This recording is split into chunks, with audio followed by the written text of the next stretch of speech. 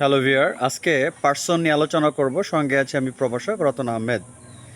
Person তিন প্রকার, ভালো করে শুনুন। পার্সন তিন প্রকার: ফার্স্ট পার্সন, সেকেন্ড পার্সন এবং থার্ড পার্সন।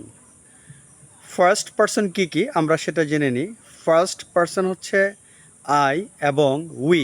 আবার বলছি, ফার্স্ট পার্সন হচ্ছে আই এবং উই।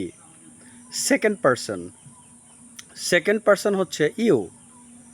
সেকেন্ড পার্সন হচ্ছে ইউ।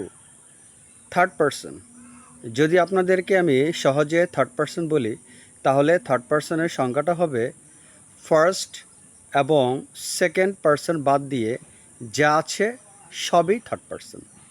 ফার্স্ট পার্সন এবং সেকেন্ড পার্সন বাদ দিয়ে যা আছে সবই থার্ড পার্সন। যেমন কামাল। কামাল যেহেতু ফার্স্ট পার্সন নয়, কামাল যেহেতু সেকেন্ড পার্সন নয়, সো কামাল থার্ড পার্সন। আবার দেই, দেই মানে তাহারা। দেই যেহেতু ফার্স্ট পার্সন নয়, সেকেন্ড পার্সন নয়, তাহলে দেই কী হবে? দেই হবে থার্ড পার্সন।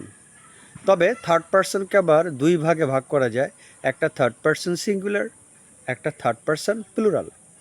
যেমন হিটা হচ্ছে থার্ড পার্সন সিঙ্গুলার, যেহেতু এটা একবচন। দেই, দেই হচ্ছে থার্ড পার্সন প্লুরাল, তার মানে এটা হচ্ছে থার্ড পার্সন বহুবচন।